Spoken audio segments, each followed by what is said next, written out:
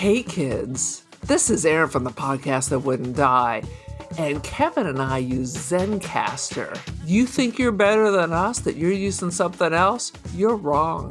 Zencastr's the place to be. Who are you to deny it? It's now super easy to record a podcast with Zencastr.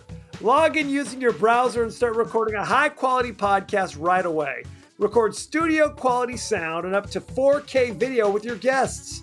Feel a sense of zen knowing Zencastr's multi-layered backups ensure you always have your recordings in the highest quality, even if the connection is unstable. If you thought about podcasting before and realized that you need a lot of different tools and services, those days are over. With Zencastr's all-in-one podcasting platform, you can create your podcast all in one place and distribute to Spotify, Apple, and other major destinations. Go to zencastr.com/pricing and use our code DIEHARD and you'll get 30% off your first month of any Zencastr paid plan. We want you to have the same experiences we do for all our podcasting and content needs. It's time for you to share your story. Only a fool will give up a chance for a 30% discount.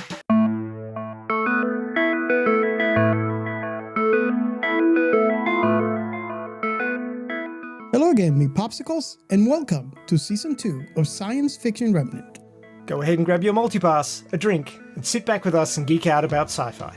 Let's pick each other's brain. We want you to be part of our intimate conversation about science fiction topics. And hang around to the end of the episodes for the real-world science that was inspired by your favorite science fiction. Let's do this. Let's talk about science fiction topics in books, movies, TV shows, and games. At Science Fiction Remnant, you are invited to listen in. Listen now on Apple Podcasts, Spotify, Anchor, Audible, GoodPods, or wherever you listen to podcasts. You can catch the video pods on our YouTube a month later. And don't forget your multipass, you me popsicles. Science Fiction Remnant is brought to you by the hashtag This Is Sci-Fi. No Capone cuties were harmed in the making of this commercial. Ba, ba, ba, ba.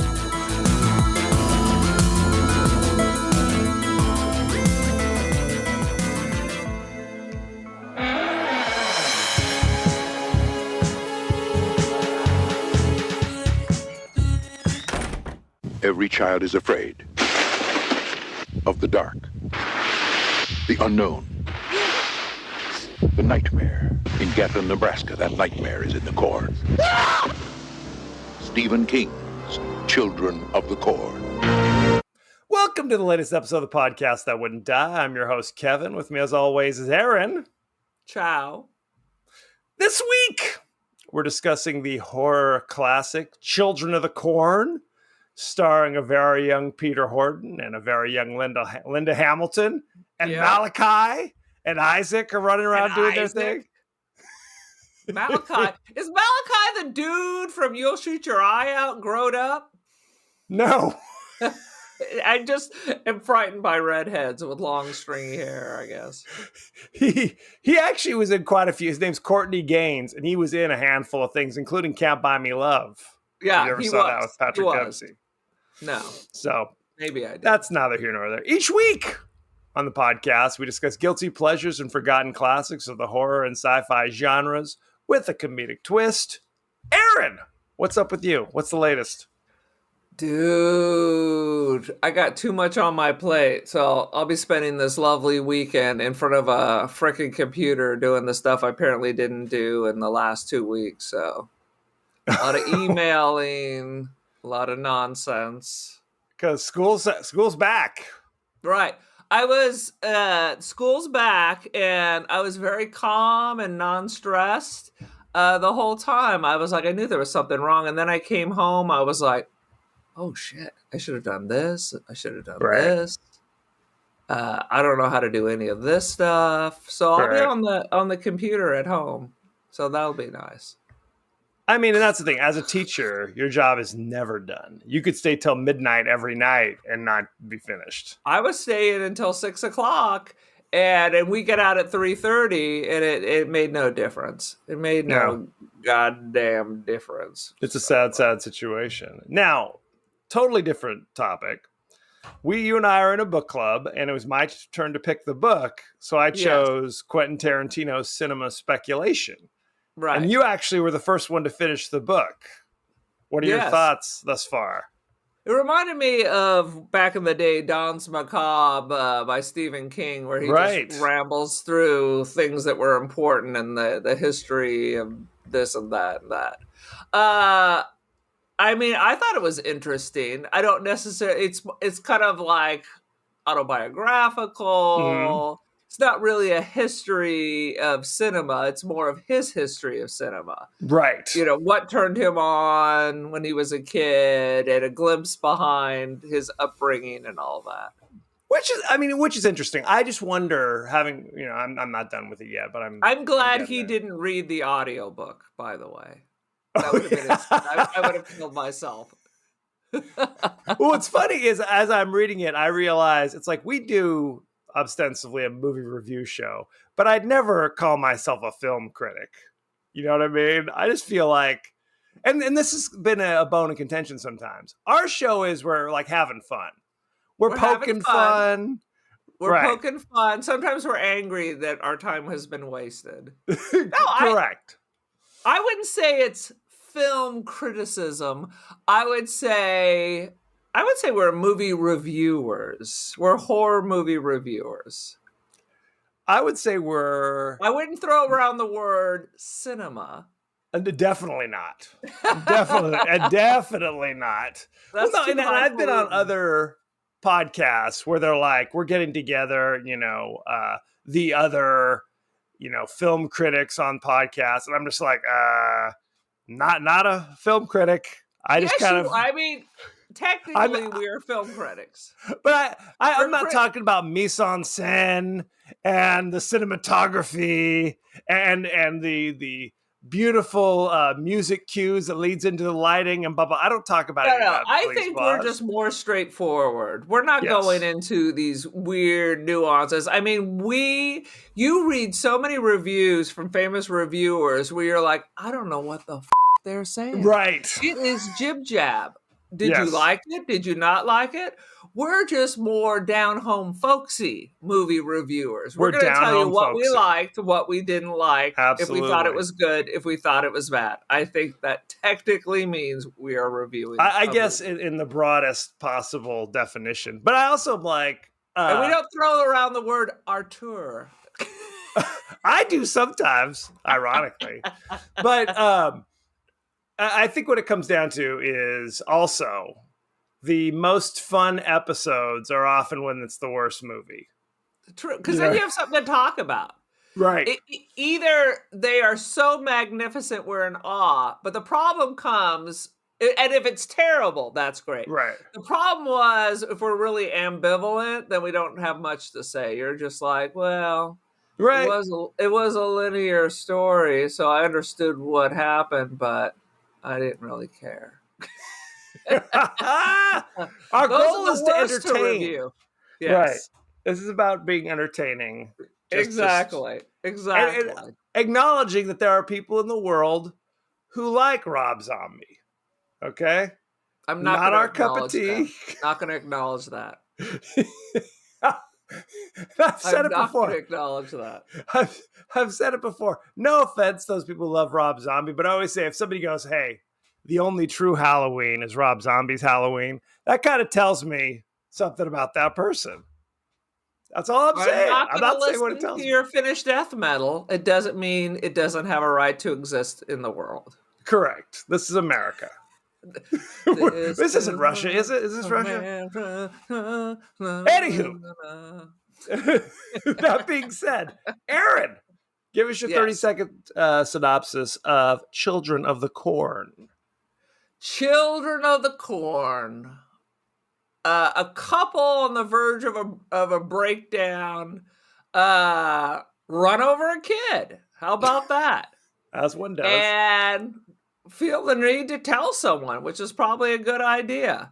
And they meet some hobo Joe who tries to tell them where to go, and they get lost, and they ended up in the village of the damned, where the crazy babies capture them to make a sacrifice.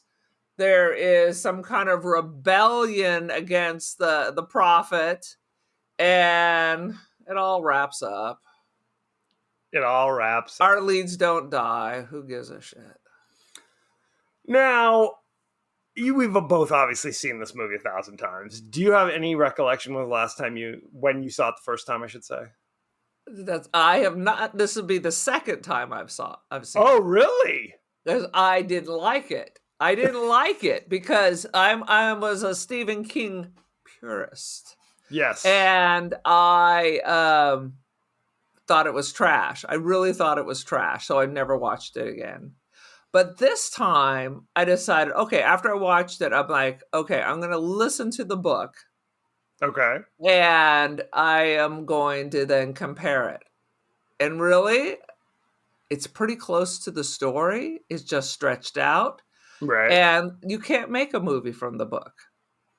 It's a perfect short story. It's a perfect short. I mean, actually, you said it was 4 pages, but really the audio was like an hour and 10 minutes. Oh, so, that's a good size. I mean, it's not nothing. Right. But it's a short story because it's a short story. It's right. like the same short story in the book. The collection was the one about like a return to Salem's Lot. You can't make a movie about that. It's just like a little snippet.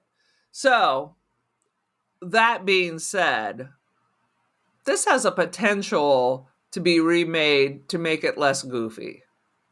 It's been remade multiple times, by the way, and it has 15 sequels. How about a reimagining then? So it's actually interesting and good. I mean, really, it's like the Children of the Damned, but instead of extraterrestrials, it's some demon in the cornfield. Who's real? Who's real? This isn't a false prophet sort of situation. Right. There's something in who walks behind the rose. One who walks behind the rose. Right. I mean, that's a creepy idea. Yeah, absolutely. And corn is weird. I wanted to shoot pictures in a cornfield for like Polaroid or a Holga week in the fall. So I was out. It was a pumpkin patch and a cornfield, and it sucks. You get lost in there. Absolutely. And corn is hardy. It's not like, well, I'm just going to break through the rows and get out there. No. Besides the fact it was hot, there were lots of flies. Right. And the Bugs corn had the weird corn fungus on it. You know, the gray fungus. It's supposed to be a delicacy, but I didn't want it to touch me. Hard pass. So I was like, shit. I think at one point we gave up because we ended in the center, and then like, what? Now what do we do? Now what? So now we like looked above for things, and we were able to finally just cheat and dig ourselves through. I'm like, this is too much. It's just tall enough too that you can't see over it. Right. So you're stuck. It's a bad situation. Now, we're both teachers. Yes. And I think I can safely say we've all referred to our students at one time or another as the children of the corn. Children of the damned, children of the corn. Yes. Absolutely. No question. It's just the way it works. Yeah. Everybody has a Malachi. Oh, yes. If you're lucky, you only have an one. Isaac or two. Yeah. The Malachis all joined together in your classroom. There are multiple Malachis. But that's the thing. It's like the name Malachi, in my mind, has carried far further than this movie. You know what I mean? Dude, I'm telling you, they're naming their children after Children of the Corn. They're like, oh, just like after The Omen. I have had so many Damians and Malachis. You've never had a Malachi in your class. I have. When I was teaching little kids, I had a Malachi. I definitely had my fair share like of Damians. Parents. Yeah. That is the craziest shit. You're naming you know what you're doing. You name your kid Damien. He's the Omen, for God's sakes. What are you thinking? Yeah, exactly. And also in reverse, angels never are. That's true. If you 100%. Name your child Angel, you might as well have just called him Damien. Angels are never chill. Oh, sweet Jesus. No, growing up, I don't remember when I saw this, but I remember it being a big movie. Like, and in my mind, this was right up there at the time. I considered it like, with Carrie and Salem. I mean, it was every movie that Stephen King did. It was gold. It was gold. And then I didn't realize until much, much later, this is literally a short story from a small, from a short story collection. Right? Is the collection called Night Shift? That's the Night Shift. The Night Shift. Everybody read Night Shift, because Night Shift's the good one. Yeah. Night Shift is the great collection of just creepy things that should not have been made into movies, like Lawnmower Man. If you just read it as a short story, it's entertaining. Yep. If you try to put it on screen, it's a freak show. Some things are just meant to be read. Right. And Night Shift is good because they're short stories that are short. You get into some of the other ones, it's like, 150-page short story or something like this. These are like little kind of morsels. We call that a novella. Right. Right. So you get a little, and the cool thing about Night Shift also is that they all deal with kind of different things. Like it's kind of a scattered, so that's kind of interesting as well. So. And it's Stephen King, and this is before Richard Bachman and Green Mile nonsense. So it's all going to be little creepy stories. Absolutely. Good stuff. Good stuff. Shall we jump right in then, Aaron? Bro, let's go. Did you see it was Hal Roach Studios? I did see that. I was like, Hal Roach did The Little Rascals. These were not Little Rascals. And it seemed like a normal town, but why are they all named and dressed like they're Amish? Okay, well, this is a thing. From what I can gather, this is important. They were a normal kind of God-fearing corn town in Nebraska. And why did it have to be Nebraska when they filmed it in Iowa? Couldn't it have been the same as in Iowa? Or Nebraska is particularly freaky? Maybe. Who's to say? And then Isaac comes to town, who is like, and I'm taking this from the book as well. Like he was like a revivalist kind of preacher kid, something like that. And he's not have family, or just a child rolled in off the Greyhound bus. He did. He was hitchhiking, and he basically kind of converts all the children in town into this religion where they worship he who walks behind the rows, who's some kind of demon thing, and he encourages them to murder all the adults in town except for crazy hobo Joe the mechanic, evidently. Because literally you do need an adult. And quite frankly, how could this happen? Isn't there a sheriff? No one's going to notice that the whole town disappeared. Well, there was a sheriff, the Blue Man. Remember? Does anyone notice the sheriff disappeared? Well, that's the question. This is not. Initially, it's not it's fairly remote in the sense that it's a small town in Nebraska, but it's not like on the other side of the moon or something. You think there would be, the mailman should arrive every now and again, right? Delivering, right? There should be questions. Cousins out of town. How is it not on the map?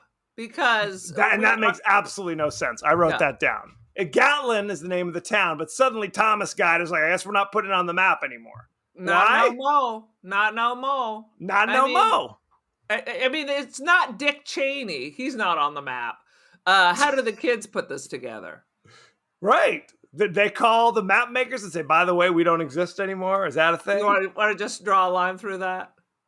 And you have to go to the town. Once you're on that road, it is like a corn maze. Every direction eventually puts you back. I think what happens, and this doesn't make a whole hell of a lot of sense. Malachi murders the boy who's trying to escape. They push him in the street, or he runs into the street, something along those lines. He gets hit by the car. And Peter Horton and Linda Hamilton pick him up and are going to go, he's dead, but report it to the authorities. So I guess at that point, the children of the corn are like, we can't let them escape.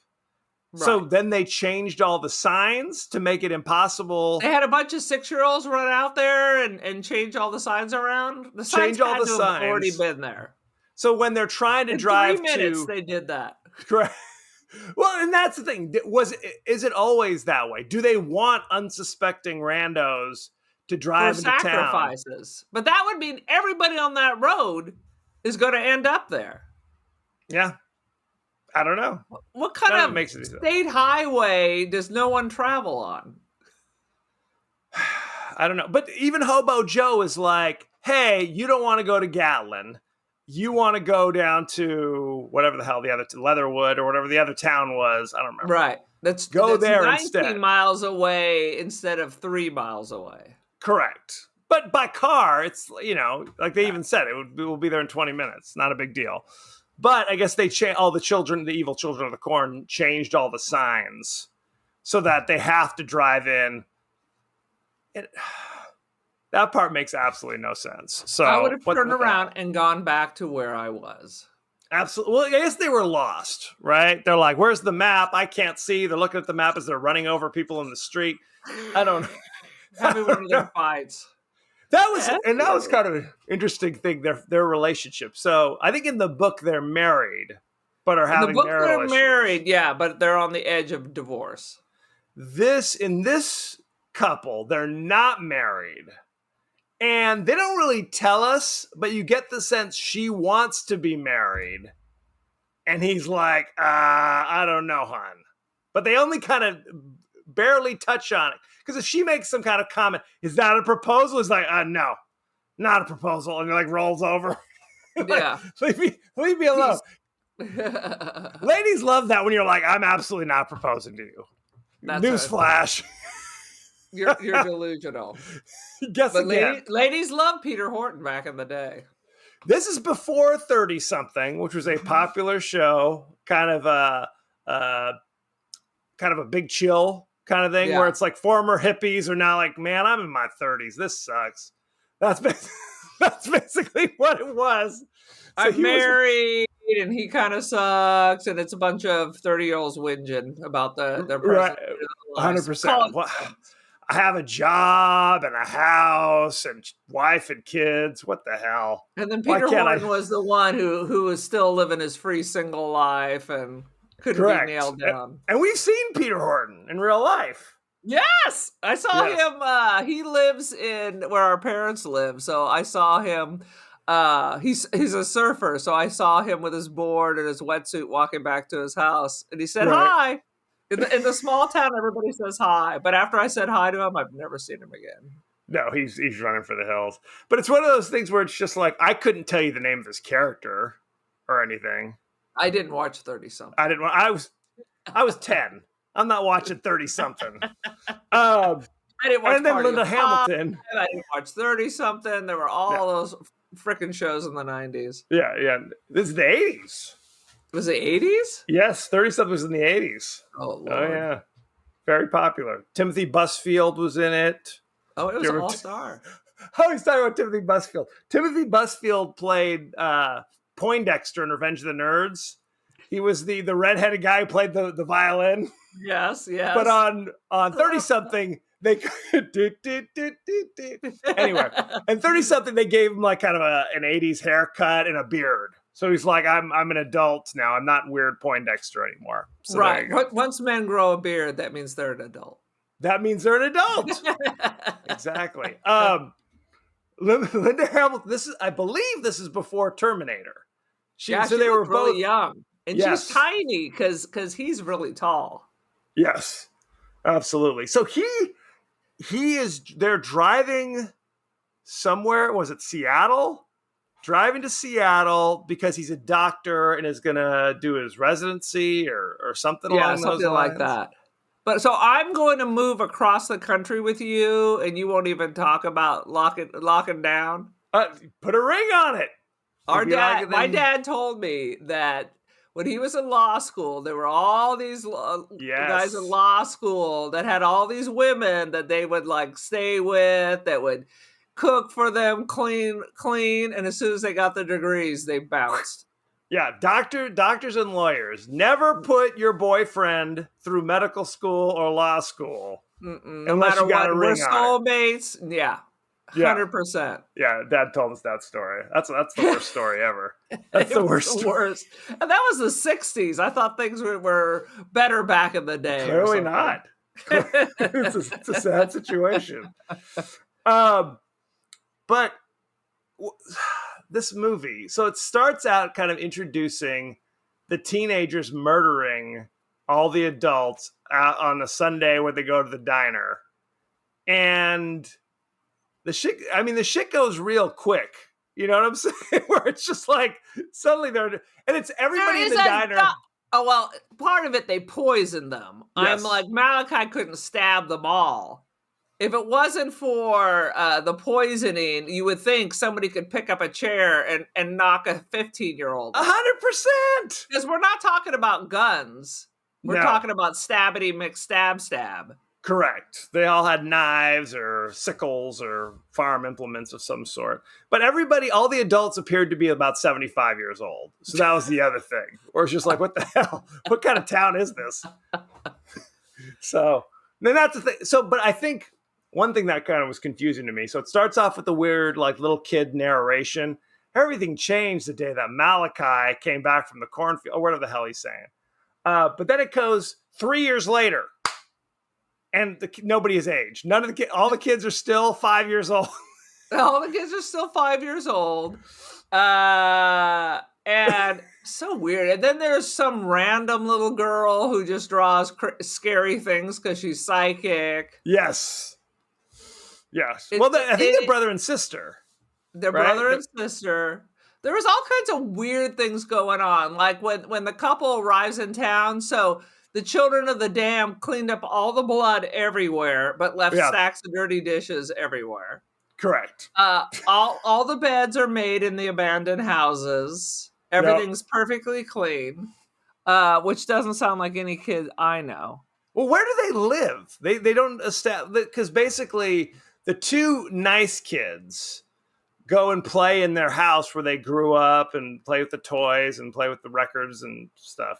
But that's against the rules. If they grew up in 1940, because it's all weird vintage stuff. They're playing dress up with like something our grandmother may have had in a mystery trunk.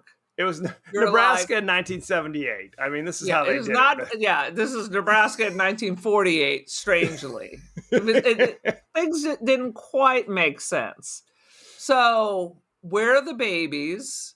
Are the 8-year-olds taking care of those? They're reproducing. Those. Are they pregnant? Was there a pregnant corn woman?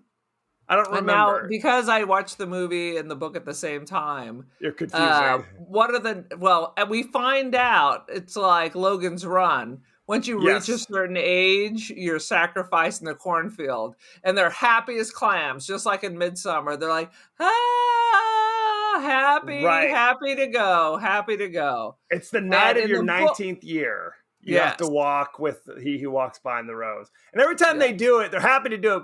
But like, you're going to be killed. It's like, what are you talking? I'm not going to be killed. But every time they do it, you hear the person screaming, ah! What do you think that is? Yeah, the thing who walks behind the rows is like a sandworm or a tremor or whatever. So yes. Except when you see it like electric, like kind of a weird electrical cloud that comes up on Isaac when they're like, we don't have any money to do special effects, so we're just we just put a filter over the lens. Put a filter over quality. But in the book, his girlfriend or his lady friend is rubbing her belly as she, hey, have fun. Okay, because otherwise, eventually you're going to run out of kids. Die. Yeah, right.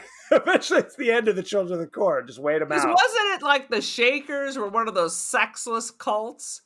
I'm like, you're gonna die out eventually, right? So they would get like orphans and stuff like that. Right. That's how you carry on the tradition. You carry on the tradition since you don't have sex and you don't have children. That seems kind of a bummer. I don't think I'm joining that cult. They do make fine furniture, though. Yeah, they had a lot of extra energy. Fine furniture. What else you got? Oh my God. One of the dudes got killed with a meat slicer. You can't kill people with a meat slicer. You can slice up their hand and they're going to scream, but that's not how you kill people. Correct. That was an upset. When I was a kid and they showed that, right, it's like the cold cut slicer at the deli. kind of thing. They turn it on like 3. Yeah, he would still be there. 100%. If you see one of those in a movie, someone's hand's going to get sliced off. Oh, absolutely. Absolutely. It's like your thing with a gun. If you see a gun, the gun's going to get used. See a meat slicer's going to be used, and it ain't for making submarine sandwiches. Correct. Anton Chekhov's meat slicer. That's what they called it. In theater criticism, that's what they call it. No, we established that the kids never age for some reason. Right. Malachi is like the scary one. Everybody's afraid of him. But he's not the oldest, because if he was the oldest, he would have already walked behind the corn rows 3 years ago. Right. So He's what's the story? henchman. Every prophet needs a henchman. Right. A problem solver.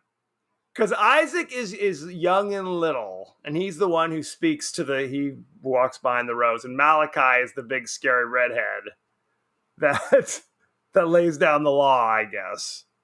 But then there's internal religious politics, and doesn't end up well for either one of them. Very sad. I'll say this. Were there any did you find this movie scary? Let's just say that. No. I thought Children of the Damned was scarier. Because that's the whole town was in peril. At the end of the day, these are just a bunch of teenagers. Yes. 15 and 16-year-olds, sometimes younger. And you're just like, I could probably kick the ass of a 15-year-old if I had to. You wouldn't think so. Or perhaps if you had a gun. Or just run them over with the car. You already did it once. Why do they keep not locking their car? Oh, that was ridiculous. No, there's the scene where it's like the town's obviously like a desolate, apocalyptic place. There's no people. There's no help to be found.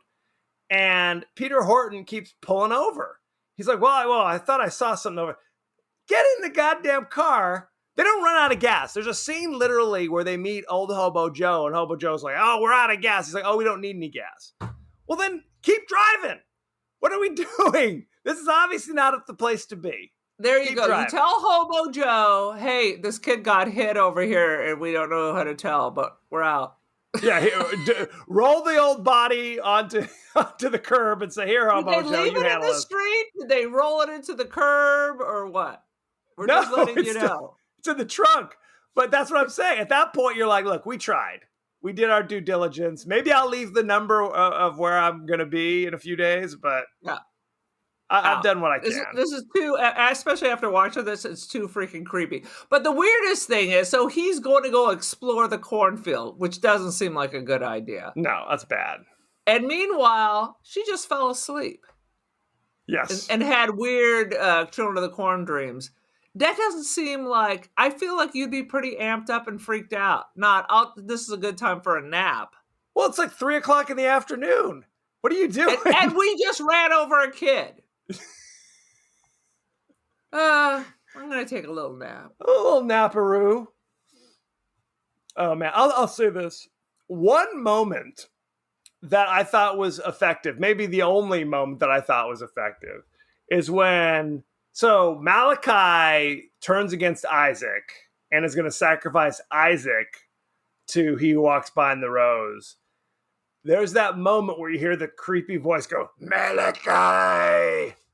And they show, that was a good moment. I was like, I knew it was coming, and it was still a good moment. He wants you too, Malachi. That was good. That was the one good moment. That was good too. That was good too. That was because it lets you know, like when Malachi turned against Isaac. Yes. He was just along for the ride. He was clearly not a believer. He's just around to feel his psychopathic power. Right. Right. He's the one people aren't afraid of Isaac. No. Because Isaac is little. Malachi's the one they're afraid of. Right. And he's the one who kills everybody. Because he's a ginger and you can't trust them. You can't trust him. I think we can all agree on that. No, it's funny. There's multiple funny moments where Peter Horton is just like, this is a false religion. Any religion not based upon love is false. It's like, good work. You think you're convincing any of these psychopaths? They've murdered their entire town. but good Right. good hustle on you. Good work. Dude, this is like Midsummer and all this stuff. This is not Jesus or Muhammad or Abraham. Right. This is old world. This is This old is world. He Who Walks Behind the Rose. It's he. I'm like, do you think the law of Zeus was based on love? No, it was chaos and knucklehead. The law of energy. Zeus. Yeah. If you think of the ancient gods, it was Yeah. not like do unto others. It was like, I'm going to have sex with you, and then my wife is going to turn you into a pillar of salt. Where's the justice there? Right. What did I do? Leave me out of it. Exactly. Yeah. Quite frankly, Zeus was pretty rapey McRape. So, Oh, 100%. It's a Me Too And- moment. and you're just a victim, and screw you. So it's more of that kind of ancient. Correct. Ooh, you No, don't need any of that. Oh, it's what was it? The Cabin at the End of the Woods. Same kind of a thing. Same thing. Was that based 100%. on love? No.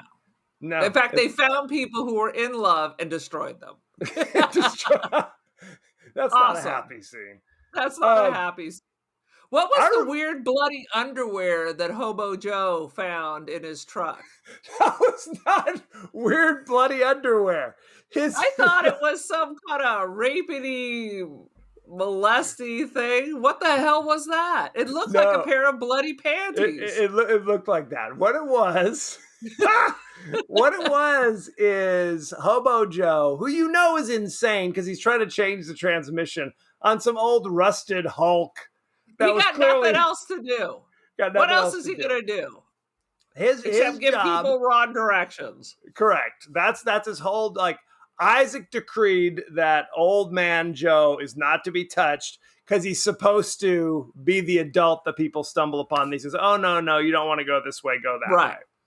And what happens is his dog, I don't remember, Scraps or whatever the hell the dog's name was barking at the corn. Bark, bark, bark, bark, and then runs into the corn. And the dog had the typical staple when you have like a homeless person. Their dog always has a bandana around its neck. It's kind of a thing. Yes. So that was the dog's bandana. It was the Oh. it was established that they'd murdered his dog.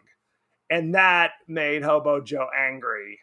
So he goes in there, grabs the tire iron into the barn, and of course is set upon by some 13-year-olds and is quickly killed. So Well, thing. he was being punished for telling the Peter Horton and family not to go to Gatlin. that's the thing. So we think that they want these people to go to Gatlin to be sacrifices to Or at least that couple for sure, to cover it Right. up. It's confusing. But that is the final schism between Malachi and Isaac, because Isaac's Right. like, no, you weren't supposed to kill him. He had a valuable. And that was the other thing, is that Isaac, for some reason, protected the two little kids, even though he let them play in the house that they weren't supposed They to be were playing. special. It was foretold through the whatever. I mean, The they could tell whatever. the future. So the dude behind the row let him go. The dude behind the row. Well, what they say was Wormy McWorm in the corn. correct. Cornworm. They established that all the other kids met with Isaac in the corn rows and all became like corny. But these two little kids, the little boy and the little girl who were brother and sister, were not in the corn that day, and therefore are somehow exempt from whatever. Like they think that it's okay that they're non-believers, or I don't remember what They're along, innocent or something. I something don't know. along those lines. It's not very clear. It's absolutely But not clear. I would think if you had a kid who was psychic, you might want to keep him. Well, and that's what Isaac says. Child, you are gifted with sight, or something along those lines. Right. Like, cool, whatever. And we need to talk about crazy Isaac, who Please. in reality is 23 years old. Correct. I think he had progeria. I think that he had Is that something Benjamin going on. Button? He had a little bit of the Benjamin Button, because you're right. He was little, and I think he was really little. I think he was like 5 feet tall or something. He was like He's Mickey 5 Rooney. feet tall. So he was little and he had he was older but looked younger. He had some kind of condition. Yeah, in real life, he had a condition that made him that way. So he was older in real life than Malachi, the actor who played Malachi at that time, I believe. Right. So that's a thing. One thing that I thought was kind of interesting, and I remember having a visceral reaction to it as a child, was the kind of like the Tremors thing, where he who runs behind the rows or whatever, when he's like clearly underneath the dirt, kind of chasing people. I remember as a child, I was like terrified by that. Oh my God. The Right? sandworms. What do I do? Are They we get on me Dune? through. Or is this Beetlejuice? It's Beetlejuice. Absolutely. No question. And I thought that was kind of a cool effect. I mean, granted, it wasn't anything outlandish, but it was Right. kind of effective for what they were going for. So, But he's not really walking behind the rows. He's burrowing under the ground. they never let you get a good look at him. I mean, It's either like it was going to look shitty, so it might as well Right. be a sandworm. correct. It's almost better if Isaac, instead of a weird electrical cloud coming on him, if he's just kind of pulled down into the corn. If you're not going to show us, then don't show us, right? Then don't Right. show us anything. And by the end, when Peter Horton and the gang spray gasohol or whatever the hell it is all over the cornfields and light up the corn, there was a lot of just straight up animation, like Bugs Now Bunny the corn's flames. alive. There's all kinds of funky things going on. Correct. It was That corn went on forever. If you've ever Yes. been to the Midwest, it goes on forever. That can't be all their corn. Who No. planted that? Who's harvesting that? There Right. must be neighbors coming along there. And it You was think? green. It was green. yeah. Hard But to you burn. can tell that they must have shot this over time, because in other places it would be yellow. But when Yeah. the final outcome, it was green. Time has passed. I don't know. Maybe they reharvested. No, it. because it was yellow and then it was green again. That's not how it works. I'm not an That's expert not- in corn. That's not That's- how it works. That's how you know And- when it's good. Hey, what kind of a deal did they have with the old man that would won't kill make you. him stay there? Right? Well, He's trying to fix the transmission. He can't go anywhere. He's He's screwed. got to get groceries. He must have a vehicle. They give him some right? corn. How and about say, you just "Have get at the it." F out of there and go get the state police? That's a good question. I don't know the answer. We don't see him having a working car. So it's possible there's just some well water and he drinks and he eats old corn husks. I don't know what the hell He can have as much corn as he likes. Yes, that's the deal. That's the deal. No, it makes no GD sense. At one point, I think Malachi grabs the girl and tells her to yell all she wants, and immediately just covers her mouth. That didn't make any sense to me.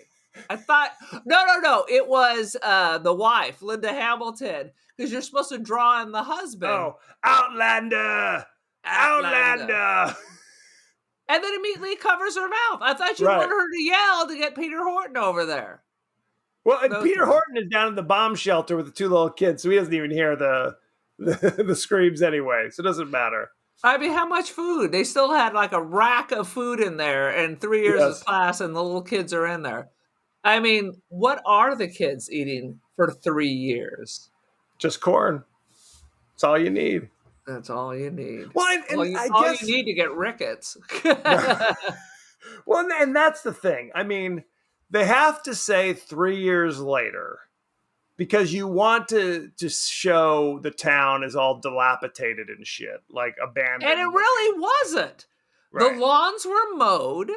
There was like vegetation in the street, but Yeah. every lawn was mowed. Yes, Every house, there was no dilapidation in anything. that's true. So are the kids, when they're done making all the beds in the abandoned houses, are then mowing all They're the mowing streets? 100% and harvesting all the corn and Yeah. I need to see how they're providing for themselves. But I mean, so they have to say 3 years later, but it's clear that none of the kids have aged. Right. Like they had to know making this movie, it makes no sense to say 3 years later and this kid is still 5 years old. Right? This chick is still One well, would think. obviously. One would think the 5-year-old should be 8 years old, right? No. Yes. I think But they the made his hair a older little bit kids, longer. I mean, everybody else is aging. Right. Yeah, I mean, they're sacrificing a 19-year-old, so Yeah. who a is thing. the goofiest goober? It was like escaping Amish land or whatever the show is. He's actually been in other things I've seen, that weird dude. Oh, sweet Jesus. Any other thoughts and feelings about Children of the Corn? I couldn't figure out what exactly was exploding. I understand you caught the cornfield on fire when you filled it with gasoline. And let Correct. me tell you, I've been at a beach party where someone literally poured gasoline into the sand and then tried to light it, like tried to write something. It didn't work. So I don't show how you're filling the fields with gasoline that is then getting absorbed into the ground. Just saying. Mushroom and then cloud.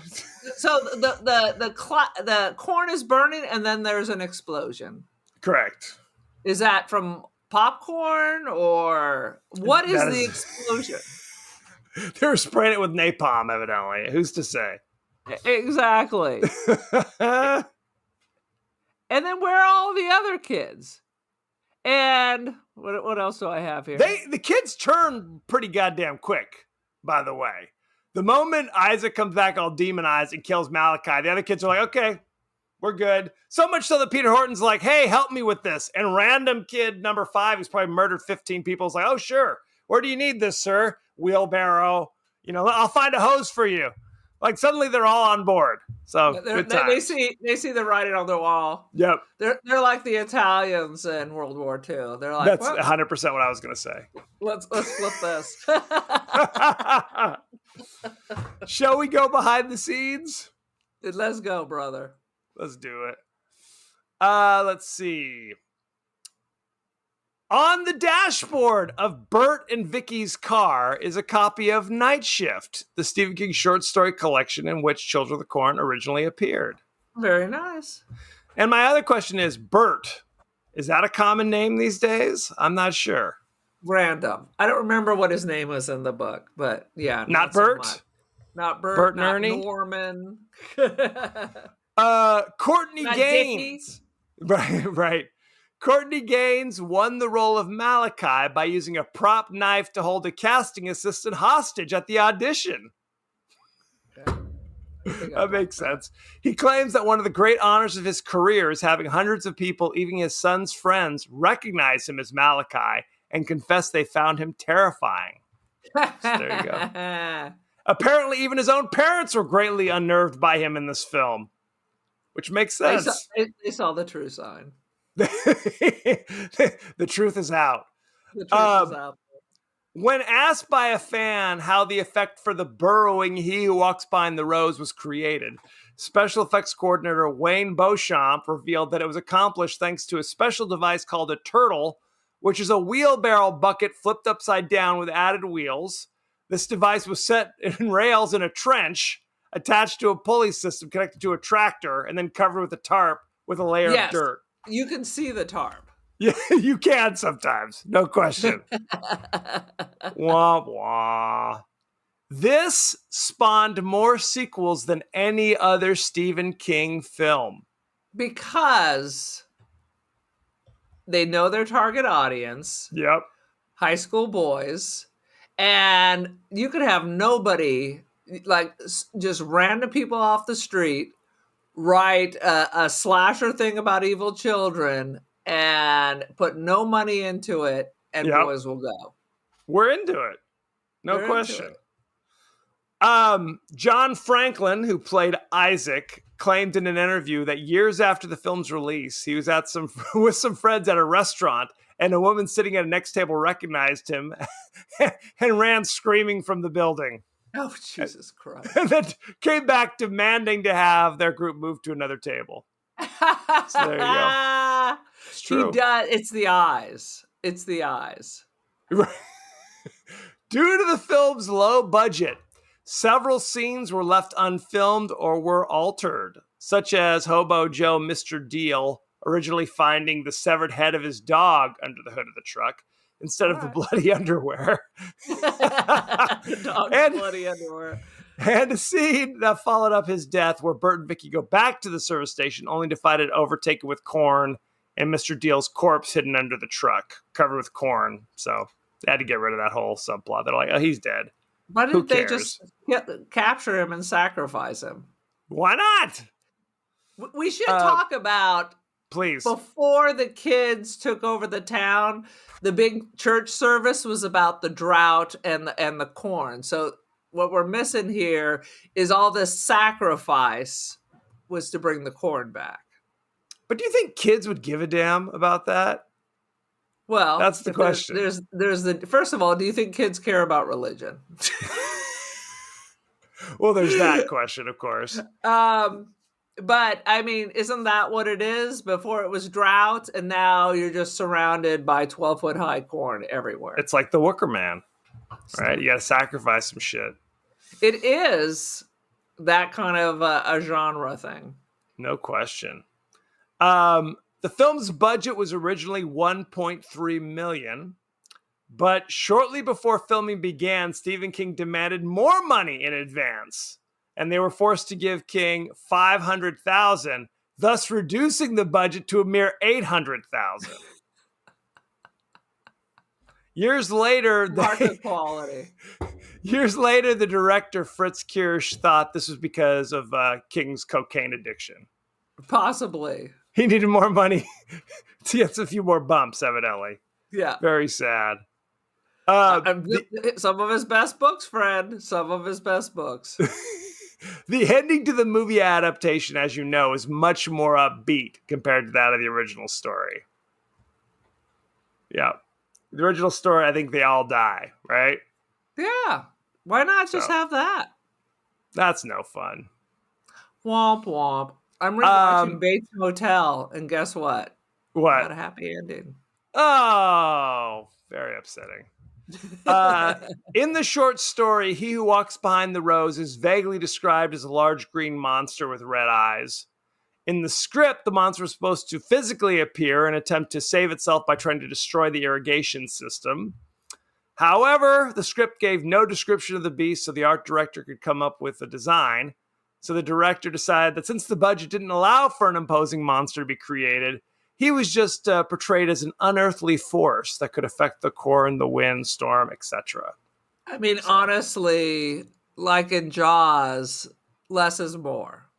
It's scarier. It's scarier when you don't actually see the whole thing. Or in this case, the less is flavor. less. Right. Less is less. Let's talk about the cast, shall we? Let's go. Peter Horton played Bert. You know him from such things as he was a producer on the TV series New Amsterdam. You know that one? I did see an ad for that. I never watched it. He was a producer on a TV series American Odyssey, at least 2 episodes. Producer on Grey's Anatomy for 56 All right. episodes. How about that? And most famously, he played Gary Shepard in 85 episodes of 30-something. And most famously, married to Michelle Pfeiffer at one time. Not currently, though. No.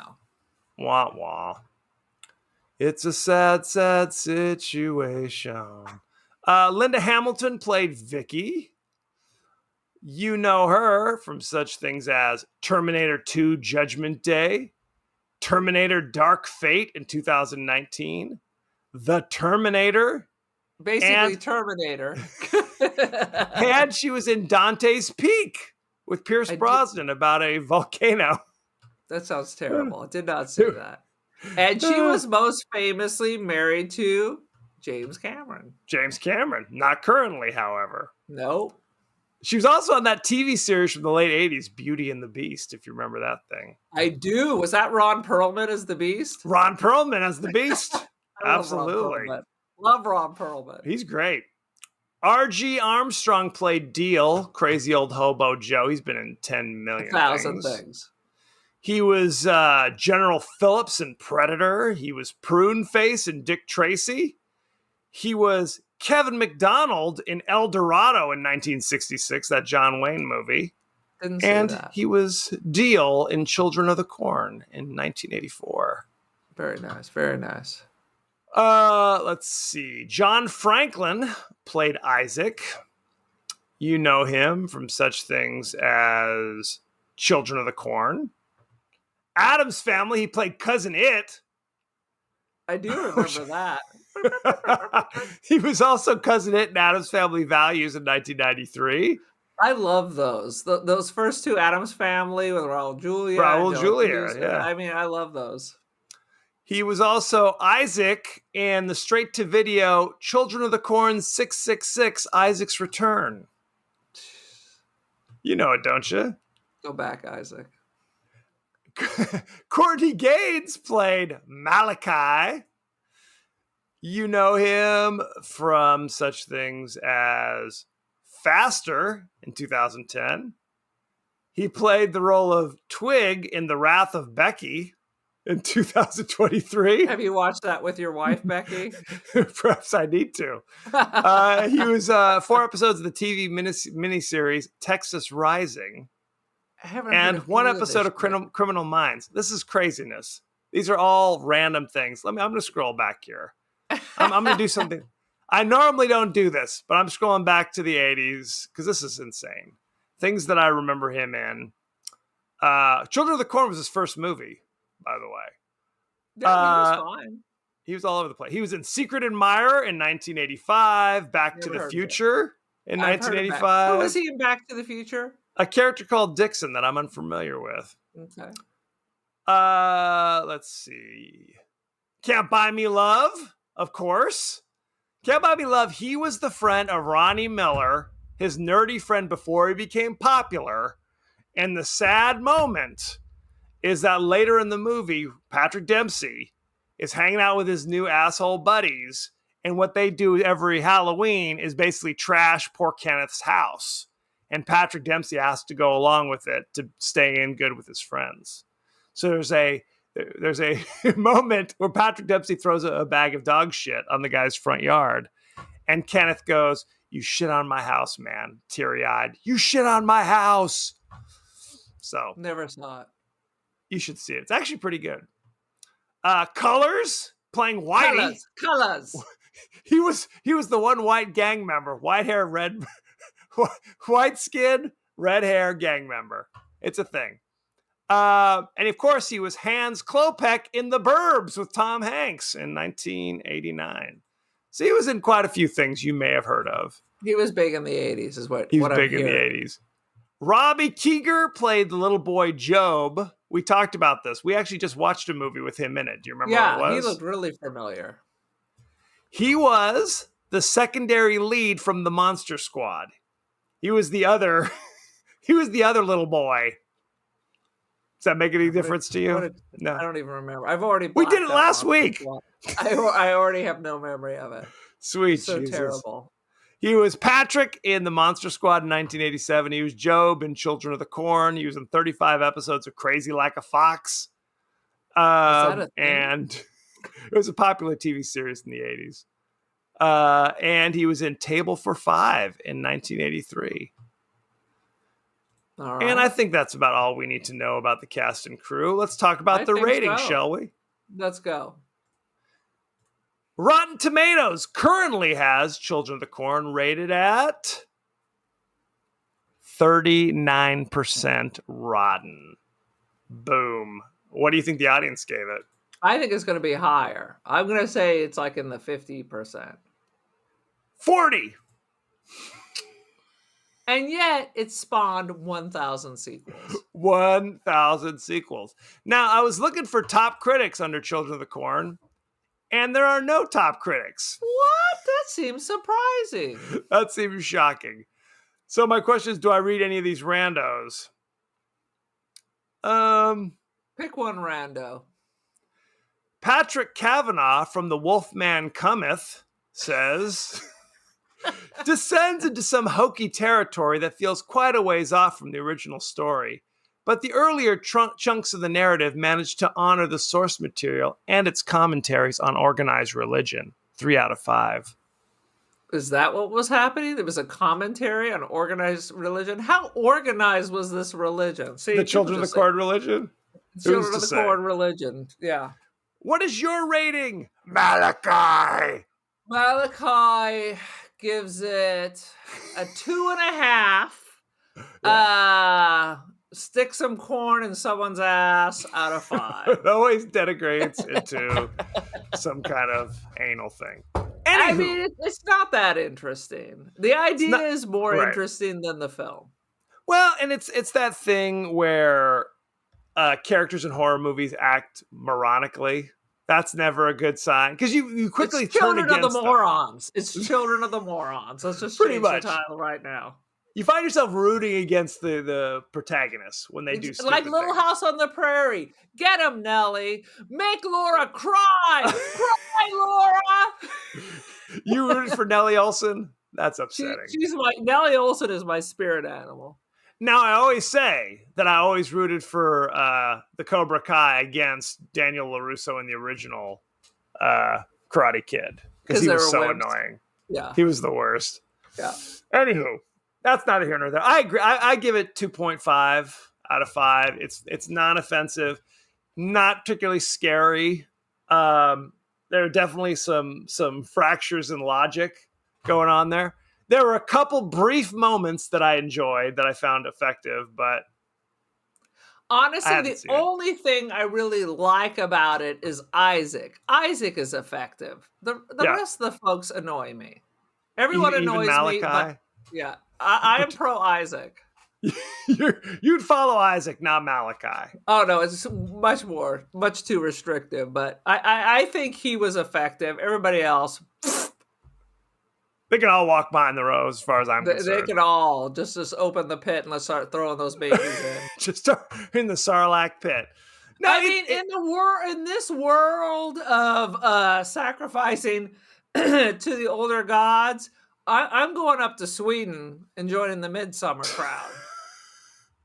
We're just not the Wicker people, not the bees. People. I am just going to take the psychedelic mushrooms, and at least you got till you're 60 or something. Of course, I would have joined much earlier. Not now. I'm not going to join. Now it's too late. It's a day late and a dollar short. If I was a younger person, that seems better. If I had a choice of the two, live in luxury and have fun and live in my life until I'm 60, or live in a dusty old cornfield with a bunch of kids and you're dead at 19. But what about Logan's Run? Looking better. Do a Logan's Run kind of situation where you're not in a dusty cornfield. No, because it's 30. Zapped. At least I got 60. Sweden is nice, I guess. Sweden is nice, I guess. I think that says it all. And the Summer Isles of the Wicker Man? Those people are way too creepy. Well, it depends. There's the original Christopher Lee one, which seems like a good time, in all honesty. It's the Nick Cage one where you're just like, what is happening here? Anywho. I'd burn Nick Cage too. Not the bees. Anywho, any last thoughts of Children of the Corn? Just back to Midsummer. The more I watch it, the more I like it. Just saying. It's upsetting. All that Ari Aster shit is upsetting to me. So what was it? We just watched another Ari Aster. What was it? The only two that I think we've seen is Hereditary and Midsummer. And I'm good because they're all upsetting. They're both good. They're good. In the worlds, I would rather live in the Midsummer world than the Hereditary world. Sweet Jesus.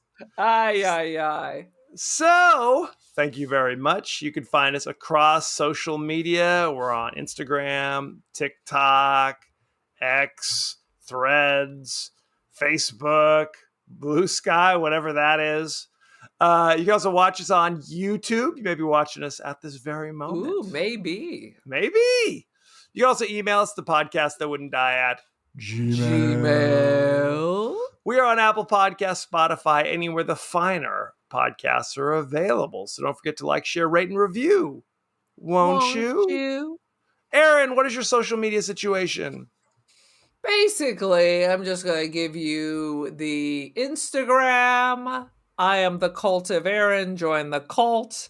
I have some photography on First Dibs and Artsy under Instant Dreams Gallery. Aaron Doherty. Check it out. Check it out. Now, we like to include questions and comments from our favorite friends across the interwebs. Let's take a look, shall we? Shall we? Let's see. Every Saturday, I like to reach out and say, hey, any movie suggestions? Our friend John Berkey said, how about Possession or The Human Centipede? Not the Human Centipede. I said Possession I will add to the list. That's the Isabel Adjani, Sam Neill kind of horrible relationship with a mutant squid in the bed. So we'll think about adding that to the list. Human Centipede, we will never do. Never. Never. No. Oh, sweet Jesus. And then our buddy Jason Hemming also said, how about Possessor Titania? I don't know how to say it. Titane? Is that how you say it? I don't know. I'll add it to the list. Or Cat People. Which Cat one? People from 1982. With the Malcolm Natasha McDowell. Kinski and Malcolm McDowell. That's the one. So we're going to have to add that one to the list as well. So thank you very much. What about Diabolique? Which one? The original or the Sharon Stone classic? Not the Sharon Stone classic. Although I think Isabella Adjani is in the... Isn't she in the remake of Diabolique? Maybe I'm wrong. Sure. Let's see. Next week, we are doing the horror newish classic. Let's see. Oh, Wrong Turn. Wrong Turn, but there's a couple different Wrong Turns. What? This is the one from 2021, which is not the one we want, which is the right. Here it is, the 2003 Wrong Turn, which I actually saw. Krish crashes into a carload of other young people, and the group of stranded motorists is soon lost in the woods of West Virginia. Uh-oh. Take me home, country roads. Where they're hunted by 3 cannibalistic mountain men who are grossly disfigured by generations of inbreeding. Dude, it's Deliverance. Is Burt Reynolds going to show up at the end with his crossbow? Burt Reynolds.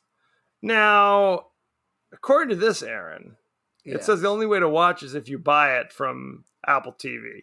But we're going to take a look and see if we can find it somewhere else or if we're going to choose something else.